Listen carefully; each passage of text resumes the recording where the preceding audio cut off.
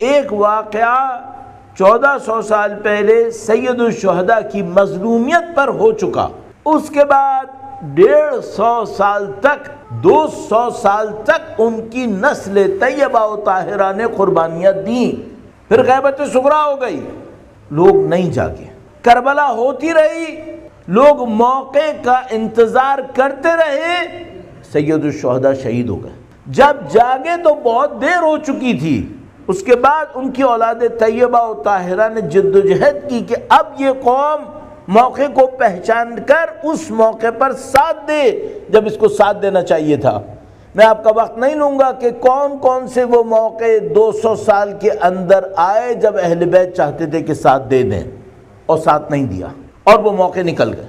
اگر کسی نے اس کی تفصیل ڈھونڈنی ہو تو وہ سادہ سی کتاب جو 250 سالہ انسان کے نام سے رہبر معظم کی اسپیچز کے اوپر کو کمپائل کر کے بنائی گئی ہے، اس کتاب کو ضرور دیکھیں۔ 250 سالہ انسان یعنی اہل بیت اطہار کی زندگی کو ایک انسان سمجھ کر اس میں بتایا گیا ہے کہ کون سی جگہیں تھیں جہاں پر اہل بیت کے ماننے والوں کو ساتھ دینا تھا، ساتھ دیتے تو حق اہل بیت کے پاس آ جاتا، ساتھ نہیں دیا۔ یہ 250 سال گزر گئے، غیبت صغریٰ شروع ہو گئی، کیا لوگ جاگے؟ نہیں جاگے۔ اس واقعے کے بعد سے اب تک 1200 سال اور گزر گئے۔ کیا ان 1200 سالوں میں لوگ اچھے نہیں آئے تھے؟ آئے تھے۔ اگر 1200 سال میں لوگ اچھے آئے تھے تو ظہور کیوں نہیں ہوا پھر؟ تو میں اپنے دل سے جواب دوں گا، لوگ یقیناً اچھے آئے لیکن دو مشکل کے ساتھ۔ کچھ وہ لوگ تھے جو بہت اچھے تھے، آئے وہ میدان میں، ان کی تعداد اتنی نہیں تھی کہ اس پہ ظہور ہو جائے، آٹے میں نمک کے برابر، بہت کم تعداد، اتنی تعداد نہیں تھی کہ اللہ اپنے آخری ذخیرے کو، آخری امانت کو ان کے سامنے بھیج دے، اتنی تعداد نہیں تھی، تشریف نہیں لائے امام۔ یا یہ ہوا ہے کہ لوگ اچھے تھے لیکن ان کی اچھائی اتنی اچھائی نہیں تھی کہ اگر امتحان میں پڑھتے تو کامیاب ہو جاتے، اتنے اچھے نہیں تھے۔ جو سید الشہداء نے ارشاد فرمایا وہ بہترین جملہ جو سید الشہداء نے فرمایا، الناس عبید الدنیا والدین العیخ علی السنتہم، وَإِذَا بعد میں فرمایا وَإِذَا مُحِسُوا بِالْبَلَاءِ قَلَّ الدَّيَّانُونَ۔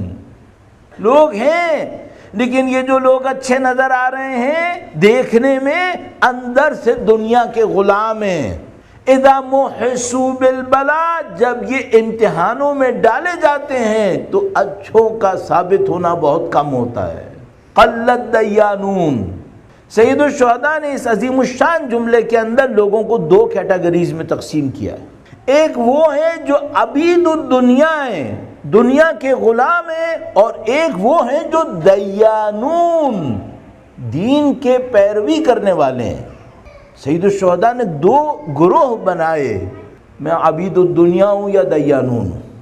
کیا میں دنیا کا غلام ہوں تو میں شاید رو لوں گا لیکن اہل بیت کا ساتھ نہیں دوں گا، نعوذ باللہ تعالی، یا میں دیانون ہوں، اگر میں دیانون میں سے ہوں تو پھر یقیناً امتحانوں میں کامیابی مجھے نصیب ہو جائے گی۔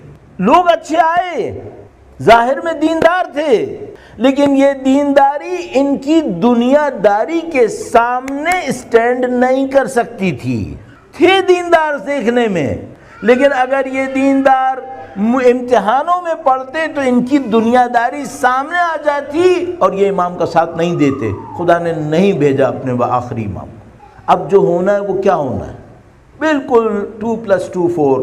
اب یہ ہونا ہے کہ یہ جو اتنے صدیوں میں دنیا دار تھے، ان میں دنیا داروں میں دنیا داری کم ہونی ہے، ان کے اندر دینداری بڑھنی ہے، اتنی بڑھنی ہے کہ اس لیول پر آ جائیں گے کہ جب امتحان ہوگا تو یہ پیچھے نہیں ہٹیں گے۔ ہماری اور آپ کی سچویشن کیا ہے؟ ہماری اور آپ کی سچویشن یہ ہم ایک ایسی سوسائٹی میں زندگی گزار رہے ہیں، اور یہ میرا کرسٹ ہے، مین پوائنٹ یہاں پر ہے، ہم ایک ایسے وقت میں زندگی گزار رہے ہیں جہاں یہ ٹرانسفارمیشن ہو رہی ہے۔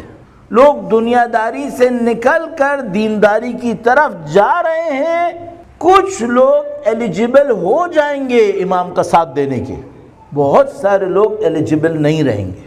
اور یہ عمل ہمیشہ ہوتا رہے گا۔ آپ یقین مانیے ایسا نہیں ہے کہ ہسٹری میں یہ عمل رکا ہو، یہ مسلسل ہو رہا ہے۔